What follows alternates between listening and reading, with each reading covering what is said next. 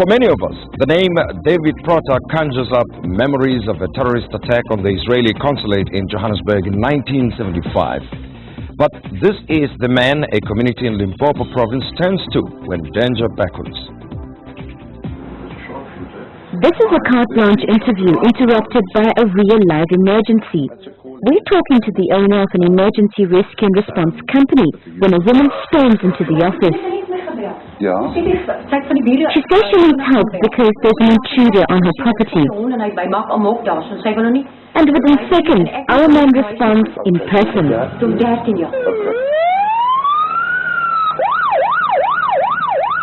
The house is just a few blocks away, but the suspect has already fled. It may seem like a normal response to an everyday incident, but this man is simply not your ordinary security guard. The whole community knows him simply as Dave, and he's made it his business to serve them. Mike 10, emergency message, over. Tubella, they urgently need an ambulance at Marensky School. Dave runs a crisis control center for the area and mans it single-handedly, virtually 24 hours a day. Mike 10 out. We're in Benin, a bustling town in the Limpopo province, 500 kilometers out of Johannesburg. And like any other town in South Africa, crime is also a major problem here. But criminals would be well advised to stay clear with this man around. His eyes and ears are just about everywhere. Here he's mounting a high-profile presence for cash deliveries to the banks in the town. But it's not the money he's worried about. Tragically, in a bank robbery, there's always innocent bystanders, and those are members of my community that will get hurt. It's not the bank's money we're worried about, it's the lives we're worried about. It's half an hour later and we're back at the crisis center, where the phones seem to ring continuously. This call is from a rape victim who is counseling compassionately. In the meantime, there's been a second serious injury at the local high school. Iowa, negative. It's another neck injury. It's halfway through the day when we're finally able to continue with the interview. What security service don't you provide? Well, security and safety. Well, we try and help everybody wherever we can. And we do get some strange requests. As you see, there's a snake stick over there. And we have to remove snakes sometimes from people's houses. Dave earns a living by supplying an armed response service to 200 paying clients in town. All their personal information is fed into a computer system that's activated the moment they make a distress call. The calls are automatically recorded, and maps and aerial photographs of the appropriate areas are displayed on screen. But almost every cent he earns is plowed back into the crisis center and its high-tech rescue equipment. Surprisingly, this service is completely free of charge. The center has a fully equipped medical examination room where victims of crime get treated and counseled. The cupboards are fully stocked with antiretrovirals. Those with nowhere to stay are accommodated in a nearby safe house. I've even had, for example, people from the rural areas who've been accused of witchcraft and their houses or their huts have been burned down. In the old days, they used to sleep in the police cells, and just as a place of safety. But why do you do this? Why do you provide the service? It makes life worthwhile and worth living. Every day that I can help somebody, can make a positive contribution to the community, I know that I've had a good day and I've served my Lord. But for Dave, life wasn't always that straightforward. He's come a long way since making the news for all the wrong reasons. It started almost 30 years ago.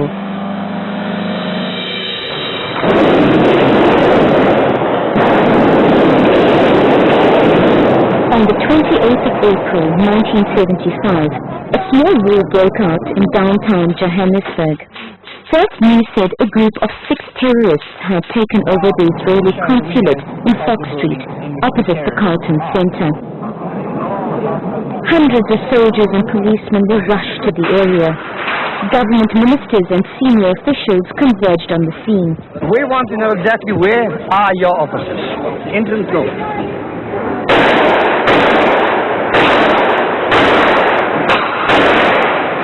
The siege continued through the night, and only the next morning did police realize that just one gunman was behind it all.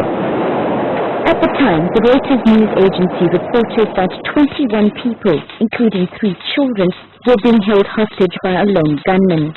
Around 40 bystanders were injured and 1 man died. South Africa's newly instituted television service hastily announced its first evening test broadcast. Good evening, and welcome to our first evening television test broadcast in South Africa.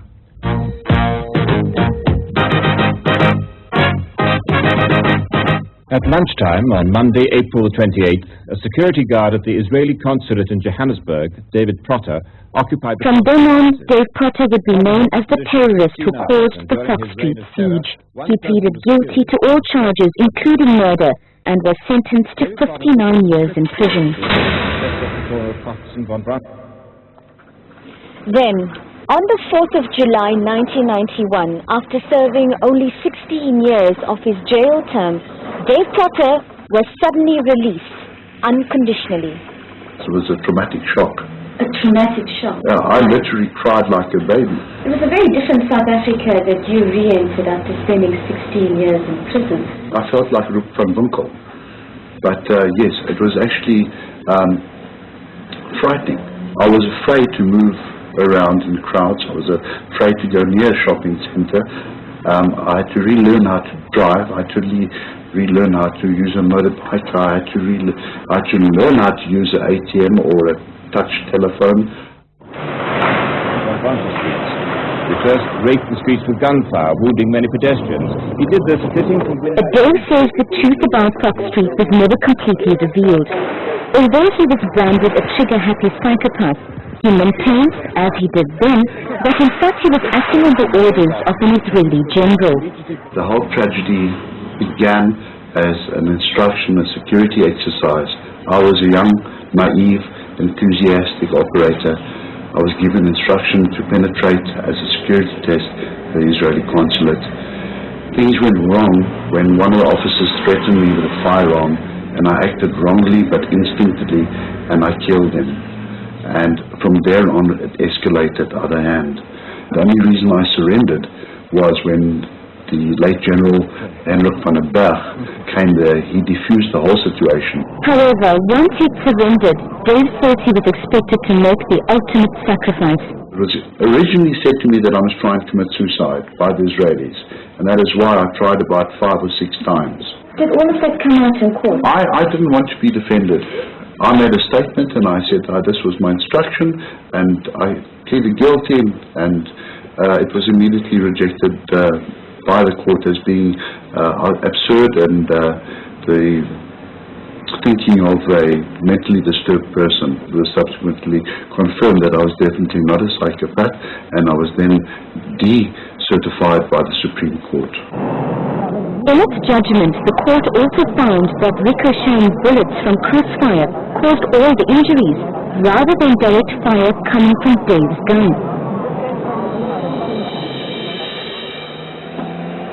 Dave, why did you choose to come to Zanin? Oh, my goodness, I remember that from childhood. Settling down in the tranquil environment of Zanin was the turning point in Dave's life.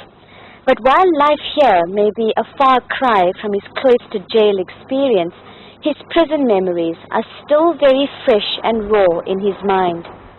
2 occasions they actually took me to the gallows and actually started hanging me, saying that I'd already been convicted and sentenced to death.